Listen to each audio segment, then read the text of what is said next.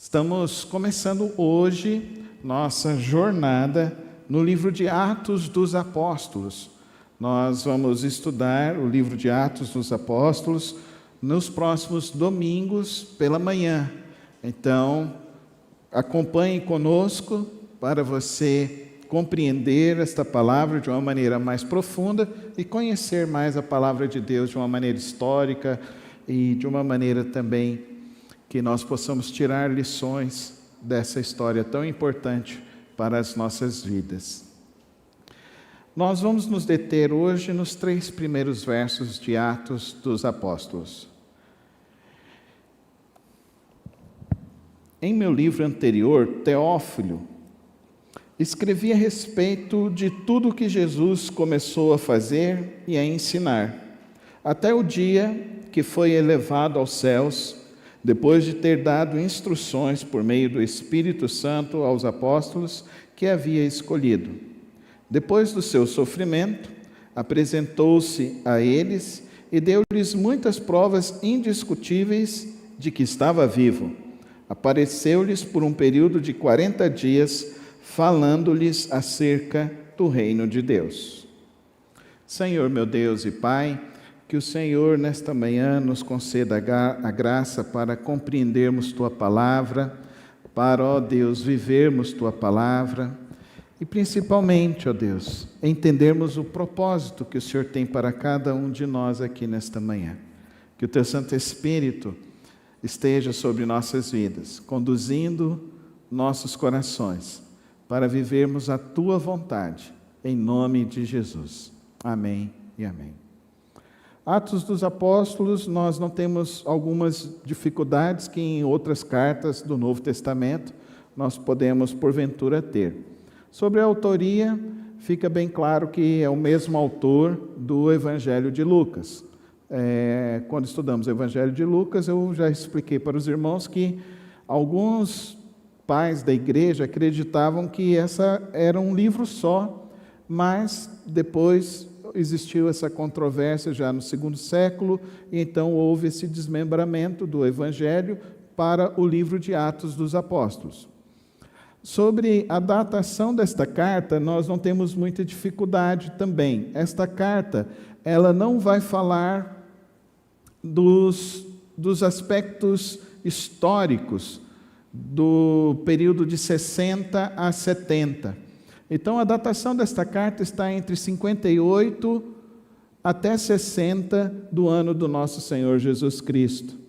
Porque é um livro tão minucioso historicamente, quem o escreveu, Lucas, o seu autor, não é o discípulo Lucas do Senhor Jesus Cristo, mas é um discípulo recém-convertido.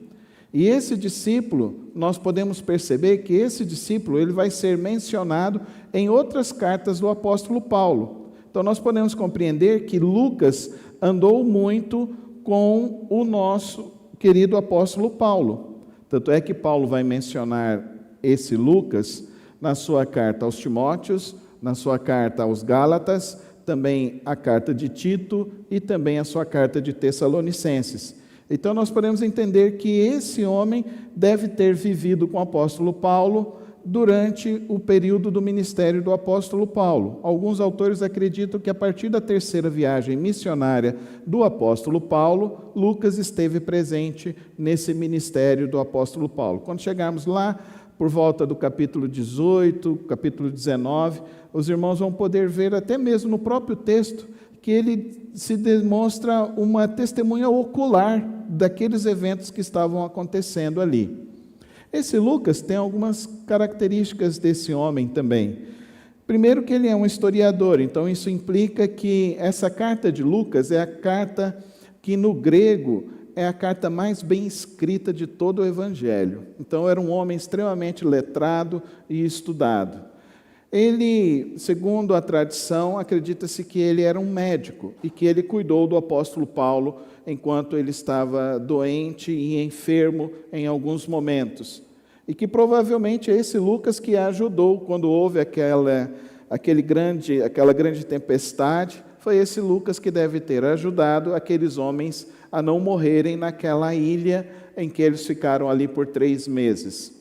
Agora, é interessante também que nós observemos, essa carta tem um destino, foi escrito primeiramente para esse Teófilo. Nós não sabemos quem é esse Teófilo ao longo da tradição da igreja, mas acredita-se então que é um homem, que ele é um gentil, que esse gentil é um gentil que se converteu, mas existe uma teoria meio que conspiratória, que esse Teófilo fazia parte até mesmo da Câmara da polis romana, e que, portanto, então, ele estava, de uma certa forma, tentando entender o que estava acontecendo no meio dessa província toda de Israel, com essas pessoas que estavam ao redor do Império Romano e estavam se mobilizando de uma maneira que isso chamava muita atenção de todo o Império Romano.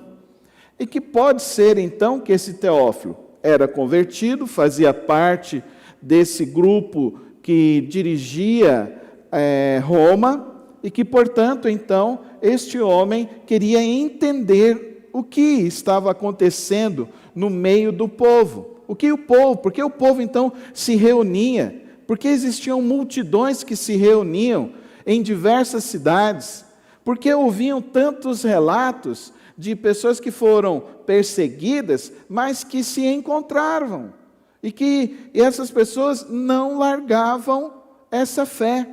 Então, portanto, eles estavam tentando entender. Então, temos um entendimento bem interessante sobre esse texto.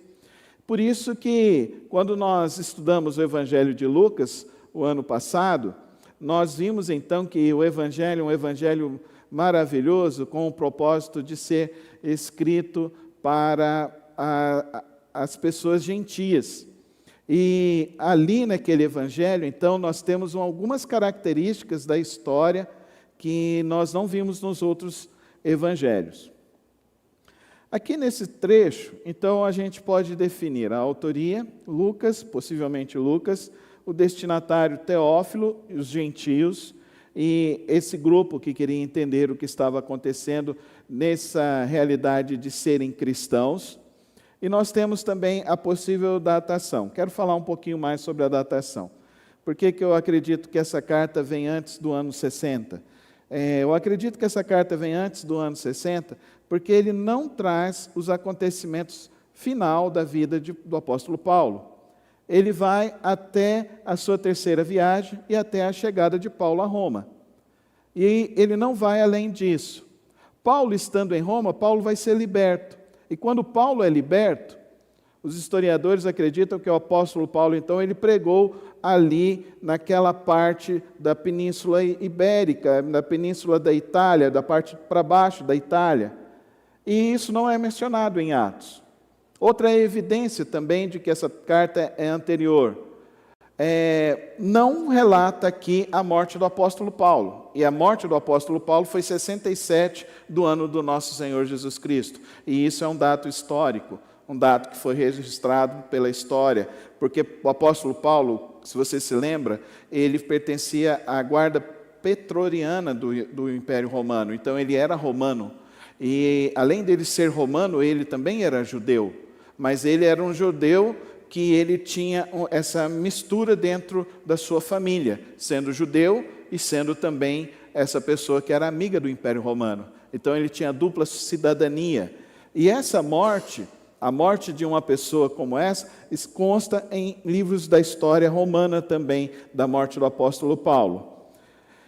E é interessante quando ele relata 3 coisas muito importantes nessa abertura desse texto, que cabe a mim e a você entendermos, e que é importante que a igreja do nosso tempo compreenda. Por que a igreja? Por que a igreja? Por que precisa da igreja? Nesses 3 versos nós vamos ter a resposta. Qual o propósito da igreja? Para que a igreja? Nós vamos ter resposta também nesses 3 versos. E é interessante que, quando eu e você entendemos o porquê e o para quê, isso vai eliminar de nós várias coisas que tiram a igreja da meninice espiritual. E a igreja do nosso tempo precisa sair da meninice espiritual. Nós precisamos ter uma igreja mais madura espiritualmente.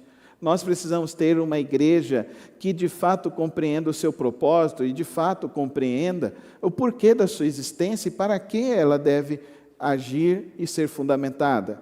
E aqui nesses 3 primeiros versos nós vemos que o apóstolo Lucas nos diz sobre isso, o discípulo Lucas diz sobre isso.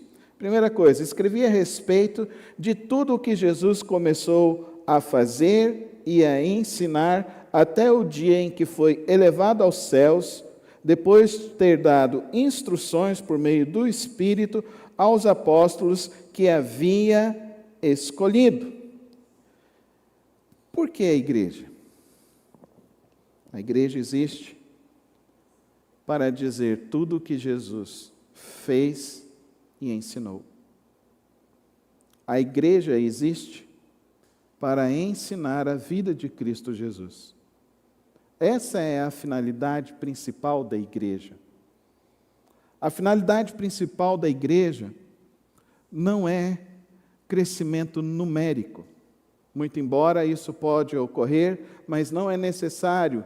E nós não precisamos fazer um empreendimento humano de marketing e de estruturas e de possibilidades para que a igreja cresça numericamente. E quando nós falamos de crescimento numérico, a gente precisa entender 2 grandes problemas que a igreja moderna enfrenta. A primeira é a idolatria, a numerolatria. Então, as pessoas acreditam que onde tem multidões de pessoas, ali há então a manifestação maior do Espírito Santo de Deus. Será? Será? Porque a pergunta para mim é que quando você vai à igreja, a pergunta não é o que você sentiu dentro da igreja. A pergunta é o que mudou em você depois de ter vindo à igreja. Então, o objetivo de Atos dos Apóstolos é somente um: mostrar tudo o que Jesus fez e ensinou. Se você vai num culto, mas você não aprende nada da palavra de Deus, existe um problema aí. Se você não tem a sua mente aguçada para haver algum tipo, você não foi provocado para haver algum tipo de mudança na sua vida, existe algo de problema aí. Porque o Evangelho nada mais é do que o próprio Deus que desceu do céu, habitou entre nós, veio para mostrar a glória de Deus e veio nos ensinar a vontade do Pai.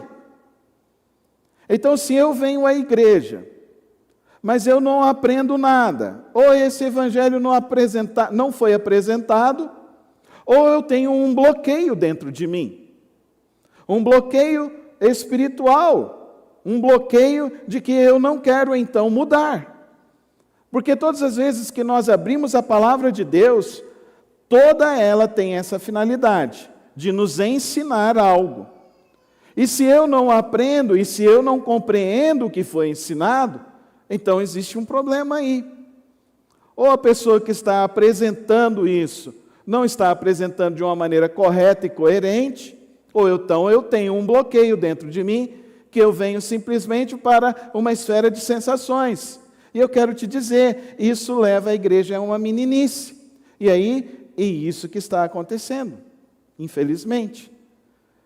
Muitas e muitas igrejas, muitas e muitas aglomerações, muitas e muitas pessoas que se dizem hoje cristãs, mas qual o efeito? Qual é o efeito disso na sociedade? Qual é o efeito disso na sociedade em que estamos vivendo? O que adianta um mega evento, 3 milhões de pessoas na rua, mas não diminui as drogas, não diminui a prostituição, não diminui a violência, não diminui a corrupção, não diminui o feminicídio, não diminui o racismo, Não diminui o cuidado com o próximo, mas ao contrário, cada vez mais um desdém com o próximo. Então, queridos irmãos, primeira coisa que nós precisamos entender, Lucas tem um propósito, mostrar a Teófilo que o Evangelho provoca mudança de vida. E o que está acontecendo no meio do Império Romano? As pessoas já estão sendo perseguidas, as pessoas já estão sendo mortas. E olha, que eram mortes terríveis. Conta-se algumas histórias que ao longo das estradas, eles acendiam cristãos para que eles iluminassem a estrada. Olha que coisa terrível. Dá para você entender? Mas as pessoas continuavam se convertendo. As pessoas continuavam buscando a Cristo. Será que é onde existe muita gente, de fato, acontece a apresentação do verdadeiro Evangelho de Cristo Jesus?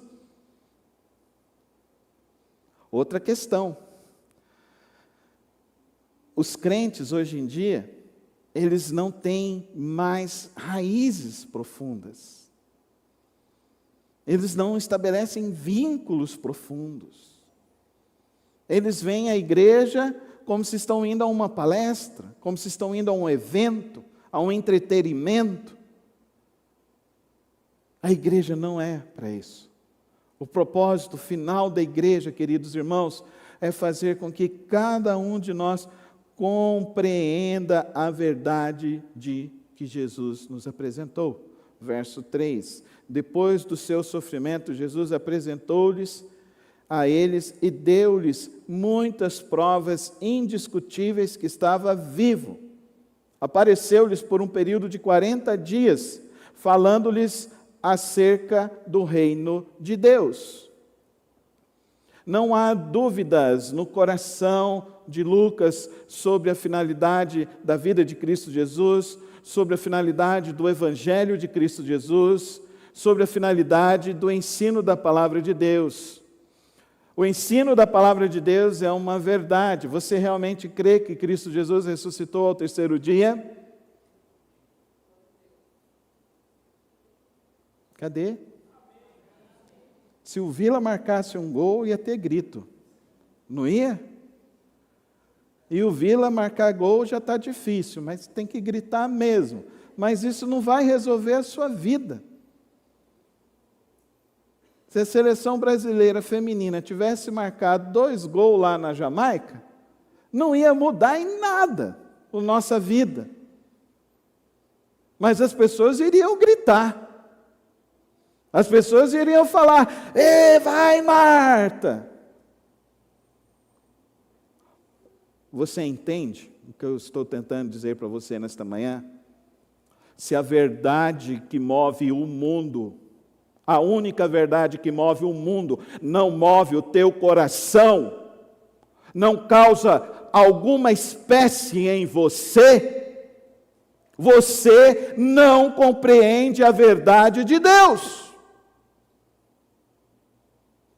Porque muitas das vezes o que nós estamos sendo levados e enfeitiçados, prestem muito bem atenção nessa palavra que eu estou dizendo, estamos sendo levados e enfeitiçados a aglomerações, a números de pessoas, a muitas coisas, não tem nada a ver com o Evangelho.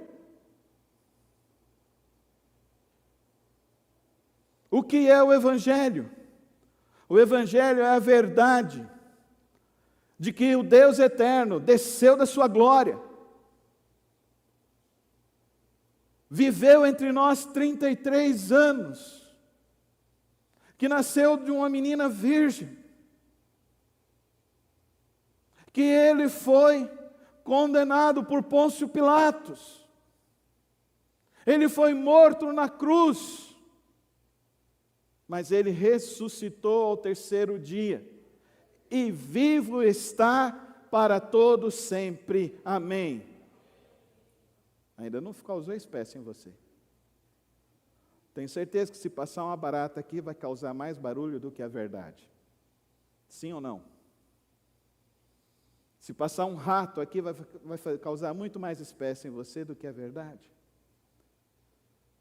Você percebe que existe uma forma como cada um de nós está sendo preparado para receber o que se diz ser verdade. Levou algum tempo para que eu pudesse entender algumas coisas muito importantes sobre a vida. Não importa o caminho grande e largo que leva muitas pessoas à perdição, porque o caminho com Cristo é estreito.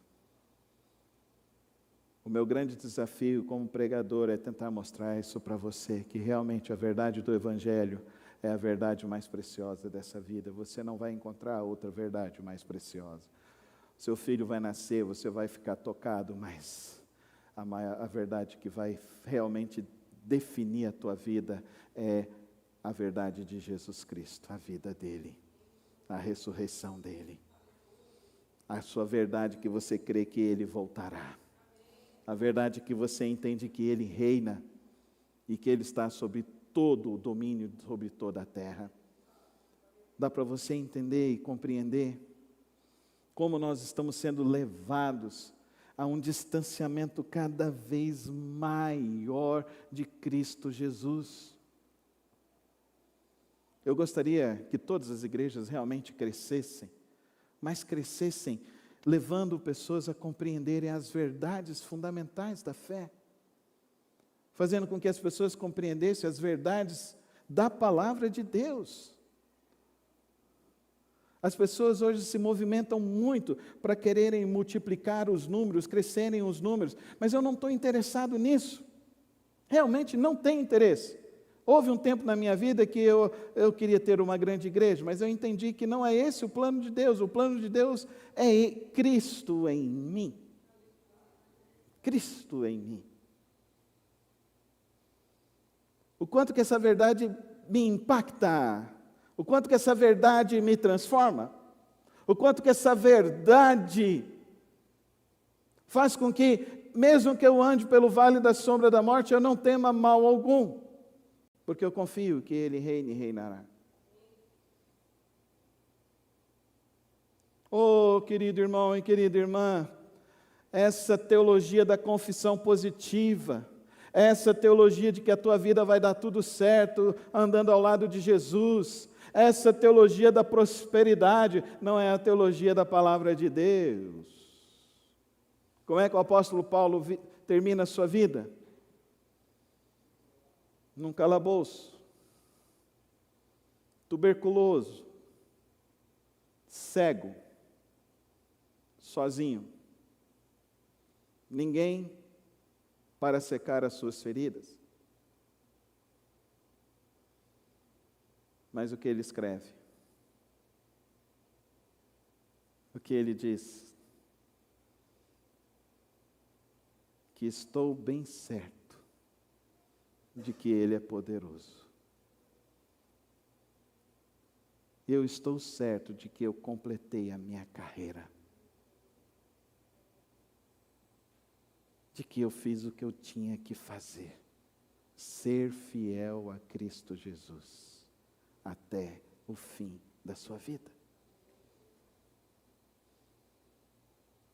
Lá em 2 de Timóteo, é a sua última carta, e ele diz: no meu primeiro julgamento eu estava abandonado, não teve ninguém ao meu lado. Querido irmão e querida irmã, esse texto é um texto profético para mim e para você, porque no último dia da minha vida e da sua vida, não vai ter ninguém do seu lado. Não vai ter ninguém para lhe aplaudir. Não vai ter ninguém para dizer para você alguma coisa boa. Será você e Deus. Será você e o Senhor. E você confia na promessa dele: vinde a mim, servo bom e fiel, que sobre o muito eu te colocarei.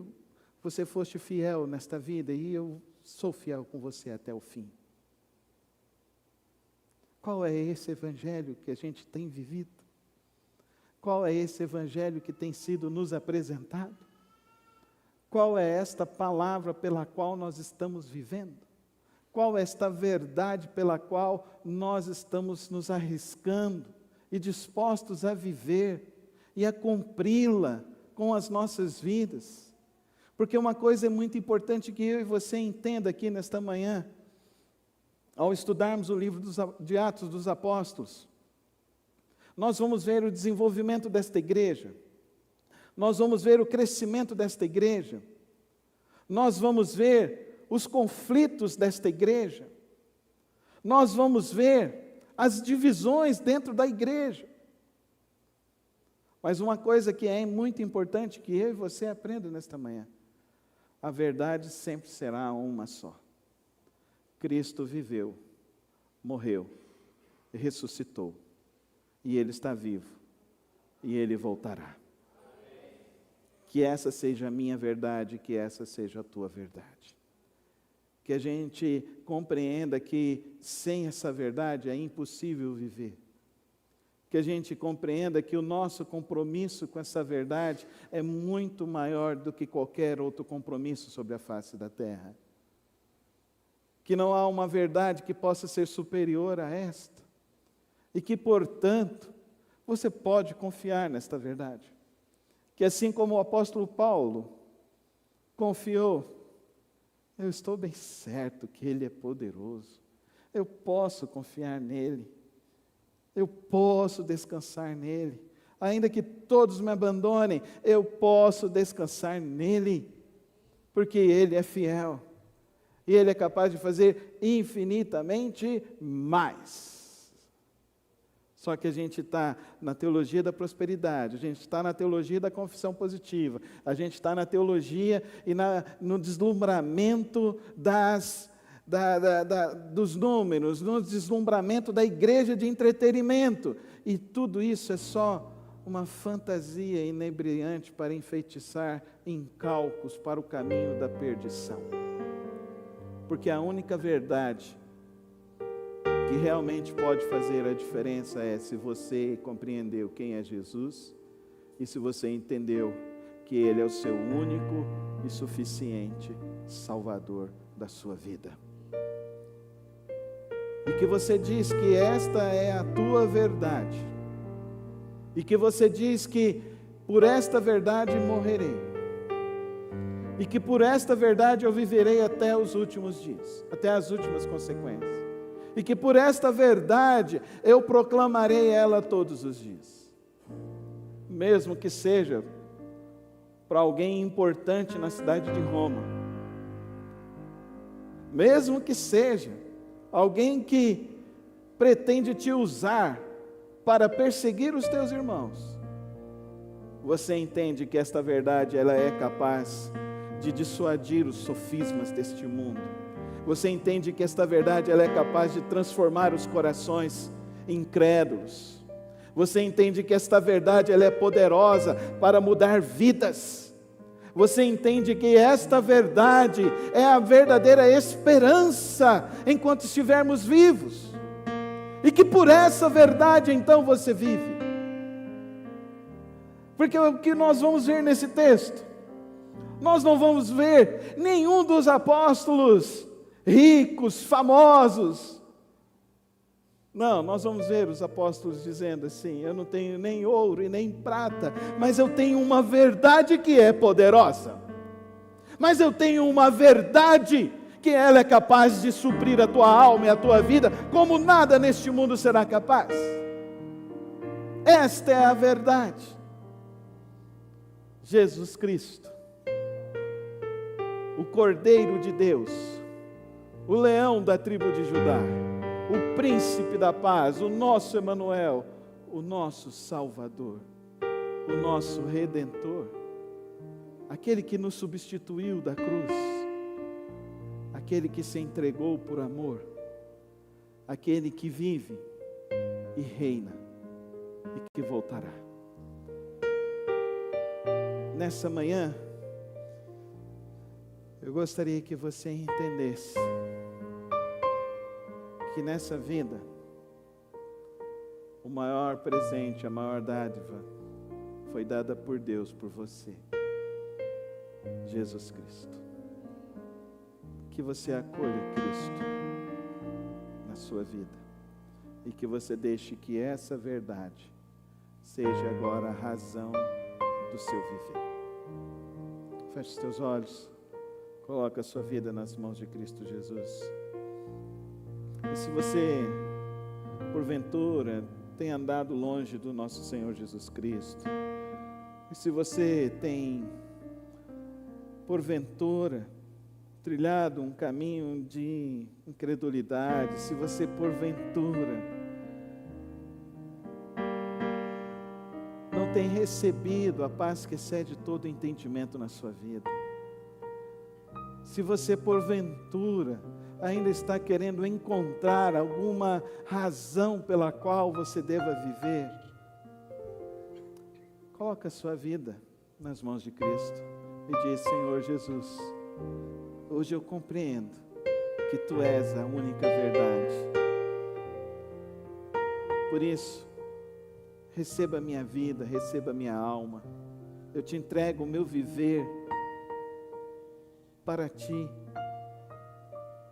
Toma a minha vida, toma o meu andar, o meu falar, o meu agir e o meu pensar, para a Tua honra e para a Tua glória. Eu quero viver para Ti. Faz essa oração agora, no seu coração. Diz: eu quero viver para Ti, Jesus amado. Eu quero viver para Ti, porque Tu és o meu único e suficiente Salvador. E Pai, aqueles aos quais o Senhor chama nesta manhã, que o Senhor os abençoe nesta manhã, com a Tua rica paz e o Teu maravilhoso Santo Espírito, que reveste e nos transforma. E todos quantos nessa manhã tomam o desejo de voltar-se ao Senhor, que hoje, ó Deus, o Teu Santo Espírito venha realmente fortalecer cada um, ó Deus, na verdade da Tua palavra, para que ao sairmos daqui, ó Deus, nós venhamos viver corajosamente na Tua palavra, venhamos a anunciar a Tua palavra corajosamente por onde formos, e possamos viver, ó Deus, os Teus valores, o Teu ensino, aonde passarmos neste mundo. Que verdadeiramente, ó Deus, o Teu Santo Espírito venha dar o toque do despertamento e do avivamento em nossos corações, para que possamos acordar em nosso viver e viver para Ti, hoje e para sempre. Amém e amém. Amém.